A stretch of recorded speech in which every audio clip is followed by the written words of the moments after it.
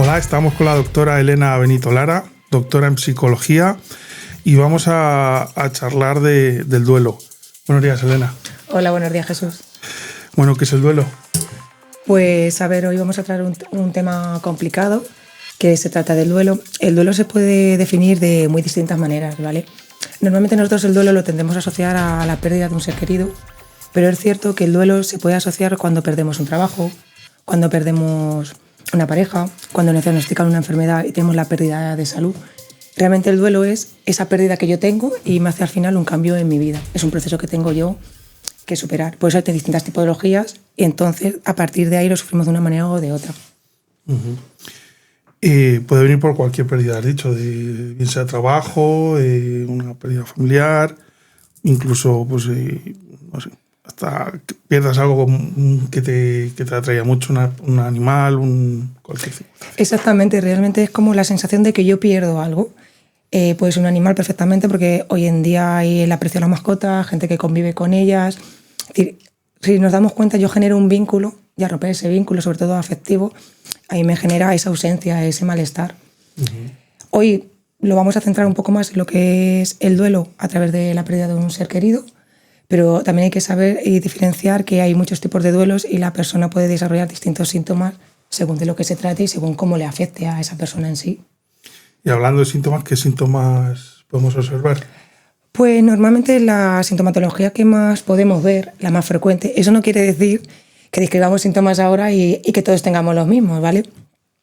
Pero depende de las fases donde yo me encuentre del duelo, vamos a tener unos síntomas u otros, ¿vale? Hay que entender que el duelo es un proceso y como tal me supone a mí un cambio, al que yo me tengo que ir adaptando. Por eso los síntomas van a variar. Normalmente en una de las primeras fases puede surgir un bloqueo. Es decir, yo no me creo lo que está sucediendo, yo no me creo la pérdida, necesito un tiempo para asimilarlo. Luego podemos ir avanzando sobre esas fases, va dependiendo del tiempo. Puede pasar una parte de enfado, de estar irritable. Es decir, todas las personas que están en duelo no van a mostrar tristeza, aunque es una parte esencial de... Pero también podemos notar personas que están muy enfadadas, que están muy irritables, que culpan a familiares, que culpan a los médicos. Necesitamos descargar de alguna manera. Luego también podemos entrar a otra fase de tristeza, melancolía, porque claro, ten en cuenta que conforme vamos caminando por ese proceso, si hemos perdido a alguien, la ausencia cada vez va a ser más notable. Yo lo voy a ir echando de menos. Es decir, tenemos que entender que a mí lo que más me duele no es que muera mi familiar. A mí lo que más me duele es que no lo voy a ver. Y eso somos conscientes en el día a día. Es decir, cuando yo voy a la casa, cuando yo veo fotos y ahí va a hacer la tristeza va a depender de la intensidad del momento y también de la forma de perder a alguien. Luego es cierto que si es un duelo que evoluciona dentro de una normalidad, esos síntomas se van a tener una estabilidad y vamos a ir progresando hacia una... Porque al principio hay una negación total de lo que está pasando. Iremos caminando hacia una aceptación y vamos a ir asumiendo esa pérdida. Pero claro, siempre debemos acordarnos que es un proceso, necesita unos tiempos y no todas las personas recorrimos esos pasos de la misma manera. Y es fácil detectarlo por parte propia, los de alrededor cómo lo perciben. A ver, realmente es fácil detectarlo porque al ser una pérdida viene asociado a algo en concreto. Es decir, si normalmente también hay que tener presente que hay un duelo que aparece, que es un duelo demorado, que solemos llamar, o retrasado, que a lo mejor fallece alguien y ves a esa persona con normalidad, como si no hubiese pasado nada. Hay veces que mi mente lo que hace para que yo no sufra es como negarlo y evitar. Pero eso no quiere decir que no vaya a salir. Se llama demorado porque puede aparecer dentro a los 6 meses después, incluso a los 9 meses, y la sintomatología aparecerá por otro motivo o por otra situación.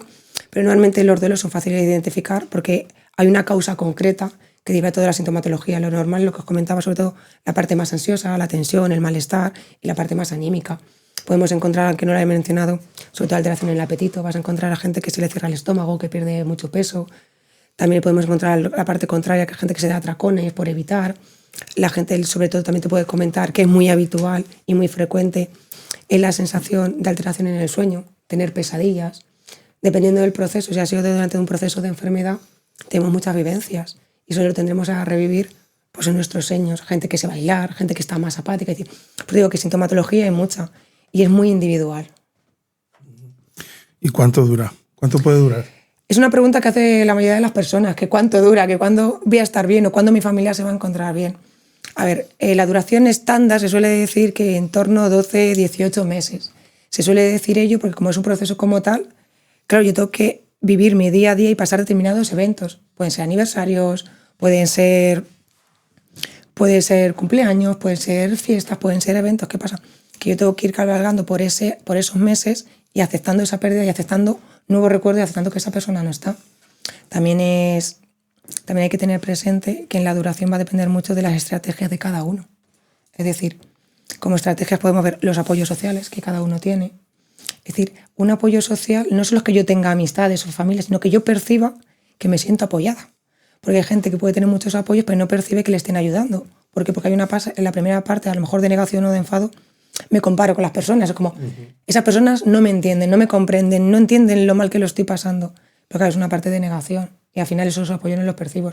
También depende mucho de las características de personalidad, las estrategias que yo tenga previas de afrontar la ansiedad, el malestar, mis dinámicas de mi estilo de vida, el ocio, el deporte. Depende de todas aquellas estrategias que yo tenga previas.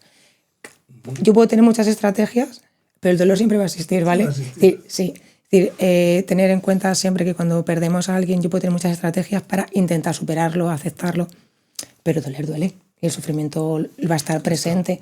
Eso no quiere decir que sea patológico. Quiere decir que tengo que caminar todavía para aceptar lo que me está sucediendo. ¿Y cuáles son algunas de esas estrategias o tareas o cómo superarlo? A ver, realmente una de las cosas más importantes que yo creo es poder hablarlo, expresarlo. Y sobre todo permitirme que estoy mal, que no pasa nada. Sí, porque muchas veces nos privamos de esa necesidad de llorar, de decir estoy mal, de me encuentro mal, porque parece que en esta sociedad, aunque le demos mucha visibilidad a la salud mental, es como tienes que estar ya bien, te tienes que recuperar a tu vida, te tienes que volver. Y como persona tenemos que darnos cuenta que tenemos que llorar. Tal vez debemos buscar nuestro espacio, en cualquier sitio no nos lo permitimos, pero yo puedo buscar mi espacio, mi momento, esos 10 minutos que me puedo liberar. Porque cuando uno llora, no sé si lo habéis experimentado alguna vez, cuando tú te lo impides, te genera un dolor en la garganta sobre todo y sobre todo también en el pecho, porque hago fuerza, me estoy esforzando. Y llorar libera. Y porque llore no quiere decir que sea más sensible o no, quiere decir que lo necesito. Otra de las estrategias que también podemos encontrar, aparte de hablarlo, de intentar aceptar lo sucedido. Cuesta, porque al principio cuesta mucho, porque hay una negación, muchas veces no nos lo estamos creyendo, pero poquito a poco lo tengo que ir razonándolo, dándome cuenta de lo sucedido, intentar poquito a poco ir volviéndome a exponer a situaciones, porque al principio evitamos todo lo que nos recuerda, la casa, las fotos, las personas, para que no nos pregunten, y poquito a poco yo, según tolero, me tengo que ir exponiendo a esas pequeñas cositas, a ir a la casa, a esas fotos. Sí es cierto que yo me voy exponiendo según la persona tolere, ¿vale? Todas las personas no toleramos de la misma manera y todas las personas no respondemos igual a cuando nos preguntan. Dentro de nuestra privacidad hay gente que necesitamos que nos pregunte y otras personas necesitamos que nos dejen ese espacio y ese tiempo. Otra de las cosas que me preguntaban muchas personas es sobre todo cuándo voy al cementerio. Todas las personas no están preparadas para ir al cementerio. Desde mi punto de vista personal y profesional, una de las partes más duras de este proceso es el cementerio. Cuando llegas, es una sensación fría, es una sensación, dicen, de paz, es una sensación de paz amarga porque sabes que te vas y dejas allá a una persona, a un ser querido, y es una sensación muy fría y muy desagradable. Y es una de las peores partes donde la gente lo pasa peor. Vuelvo a lo mismo, cuando nos estamos exponiendo, yo tengo que ir al cementerio cuando pueda. Tal vez vaya un día y me quede en la puerta. No pasa nada, tal vez vaya otro día e intente pasar. Pero tampoco me tengo que exigir, porque no estoy en un momento de exigir, me tengo que ir procesando y poquito a poco. Porque es lo que decía, doler duele, yo puedo tener estrategias, pero estoy sufriendo. Por eso, en cierta medida, me tengo que ir poniendo de forma gradual. Y lo que más nos consuela es lo que decía al principio, poder hablarlo. Al principio lo vamos a hablar con emoción, con lágrimas, con sufrimiento, pero según yo lo voy expresando, igual que en otros problemas, lo voy asimilando y me lo voy creyendo. Porque si yo lo verbalizo y lo expongo, me hago consciente de decir, joroba, ¿qué ha pasado esto? Porque cuando lo niego, al final no lo acepto. Y sobre todo también ir recuperando pequeñas rutinas. Porque al principio nos aislamos, que es totalmente normal, de los eventos, de las aglomeraciones, porque la gente nos va a preguntar, nos va a comentar, porque por cultura somos del compromiso de dar el pésame, de preguntar. Y si una persona sale a distraerse, no quiere que le pregunten, entonces ciertos eventos los evitamos hasta que lo estamos procesando. Pero poquito a poco ir recuperando esos momentos, ese momento de ocio, quedar con las amistades, ese deporte que te gusta, Es una forma de liberarte y volver a la vida real, por decirlo de alguna forma. Uh-huh. ¿Y se suele hablar del duelo? ¿Hay algunas preguntas, tabús alrededor de esta situación? A ver, realmente, si somos conscientes, no hablamos de la muerte, porque nos duele. Es decir, si yo hablo de la muerte, para mí es algo triste, es algo que nos genera malestar, es algo que nos genera sufrimiento, es algo que nos genera muchísimo dolor. Y sobre todo el miedo a la incertidumbre, el no saber qué va a pasar después, el no saber cuándo va a ser, el no saber cómo se va a desarrollar. Claro, y la incertidumbre nos genera mucha tensión y mucha ansiedad. Y al final tendemos a evitarlo constantemente. Uno de los momentos donde se debe hablar de la muerte, aunque sea muy duro, son los procesos de enfermedad. Y porque en el proceso de enfermedad es normalmente cuando depende de ver el tipo de enfermedad, ¿vale? No toda la enfermedad va asociada a una patología crónica ni o deriva en un fallecimiento. Pero hay determinadas enfermedades, y hablo a nivel de experiencia personal y profesional, el cáncer o pacientes terminales, no todos los cánceres, repito, terminan de la misma situación. Hay tratamientos hoy en día muy efectivos, pero es verdad, cuando una persona pasa un tratamiento terminal quiere decir que ningún tratamiento ya es efectivo, y en ese momento sí hay que hablar de la muerte, porque con la familia, para que se pueda despedir, que es la situación más amarga que vivimos, porque nunca nos queremos despedir, y sobre todo para que esa persona que se va a marchar de alguna manera se pueda expresar y nos pueda comunicar lo que necesite, o si necesita decir algo, porque ese sí es el momento de hablarlo, porque es verdad que nuestra vida está finalizando. Es un proceso muy duro, es muy difícil, porque todos intentamos negarlo, nos agarramos a la esperanza, al no va a pasar, pero sí que hay que verbalizarlo, porque también nos genera sensación de alivio. Cuando tú te despides de alguien o lo acompañas, te genera alivio de que no has estado solo, de que has hecho lo que has podido y que has estado presente de alguna manera. Y las personas de alrededor de esa persona que está sufriendo de alguna forma más aguda, por así decirlo, el duelo, ¿cómo se han de comportar? Y hay que estar pendientes de ellos, hay que preguntarles, hay que dejarles su espacio, como... A ver, normalmente cuando hay un proceso de enfermedad existen como dos duelos, por decir de alguna forma. Porque cuando a ti te hacen, a tu persona o a un familiar le hacen un diagnóstico de una enfermedad que es grave, tú ya en tu mente, sin quererlo, ya anticipas la pérdida. Hay un primer duelo. ¿Por qué? Porque cuando hay un cambio en tu vida, hay unos tratamientos que no sabes cómo van a evolucionar, hay una sintomatología que tú vas a ver, esa persona va a cambiar. Sería necesario que esas personas se pudieran expresar, sobre todo los miedos, las incertidumbres, qué va a pasar, cómo va a evolucionar. ¿Qué pasa? Que normalmente nos centramos en el enfermo y la familia no quiere preocupar. Es como que no me vea llorar, que no me vea mal. A ver, si tu familia sabe que lo estás pasando mal, si tu familia sabe que te estás preocupando, y es inevitable pasarlo mal, pero deberíamos expresarlo. Al final estás pendiente, pero la familia siempre te suele decir: estoy bien, no me pasa nada, es él el que está mal. Nosotros también sufrimos, no físicamente, pero en ese duelo anticipado nuestra cabeza se va a un posible futuro que no puede ser. Y cuando está terminando el final de vida, sí es cierto que podemos preguntar, podemos expresar, y hay que estar pendiente de la gente, porque al principio lo va a negar. Es como, esto no va a pasar, aunque sea evidente, aunque lo estemos viendo. Porque verdad, es cierto que la experiencia es lo último que perdemos. Uh-huh. Entonces, a lo que te decía a la persona que lo está sufriendo, es mejor dejarlo que la viva como él pueda. A la persona que lo está viviendo se le debería de preguntar. Es decir, puede ser que te exprese, puede ser que no, pero también se le debería de preguntar para que se libere. Porque muchas veces, si no preguntamos, esa persona tampoco se va a expresar. ¿Cómo voy a expresarle esto a mi familia que va a sufrir? ¿O cómo voy a expresarle que me voy a marchar o me quiero despedir?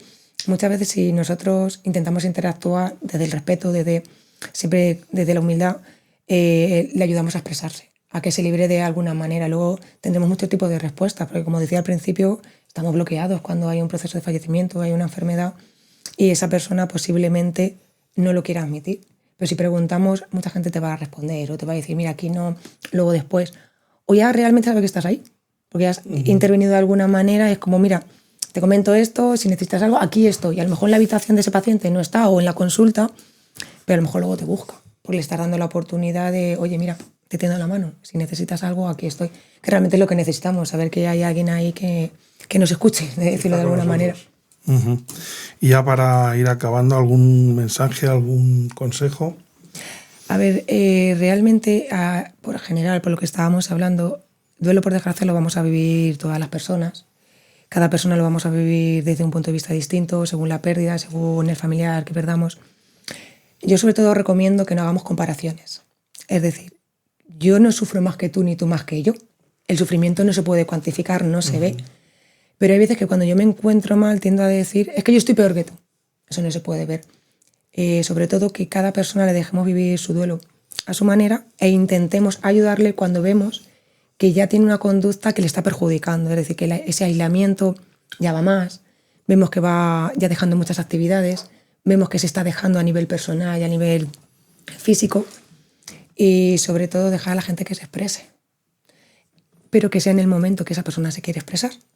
Porque si tú vienes y me preguntas ahora, ¿qué tal estás, Elena? Tal vez te diga yo, pues ahora no es el momento, luego más tarde te cuento, porque a lo mejor en ese momento no me pillas bien, no me encuentro bien y no me voy a poder expresar. Cuando me refiero en cualquier situación es porque te pillan por la calle, te pillan y a nadie nos gusta, porque es lo que te digo, si te estás distrayendo, es como, mira, déjame mi espacio y más tarde te contesto, no pasa nada. Y sobre todo eso, dar tiempo a la gente a que se reponga. Que si una semana tú ves a esa persona que está sufriendo y está mal, es normal. A ver, lo patológico se convierte cuando pasan las semanas y los meses y esa persona la vemos más perjudicada, cada vez la vemos peor. Así que reaccionar, no enseguida hay que intervenir, sino hay que dejarle sus espacios y sus tiempos. Pero verdad, no nos comparemos y si estamos enfadados, darnos cuenta que la gente no es responsable de nuestro dolor, porque tendemos a culpar, pero al final ese enfado se pasará y lo razonaremos. Pero necesitamos tiempo, sobre todo tiempo. Pues muchísimas gracias por contarnos todo esto acerca de una situación que a nadie nos gusta, pero al final todos tenemos que pasar por ella. Así es, son situaciones muy desagradables que deberíamos hablar de ellas, sobre todo porque las vamos a vivir, y cuando las hablamos parece que entre unos y otros nos ayudamos y nos reflejamos. Y al final de unas estrategias aprendemos todos. Muchísimas gracias. A ti.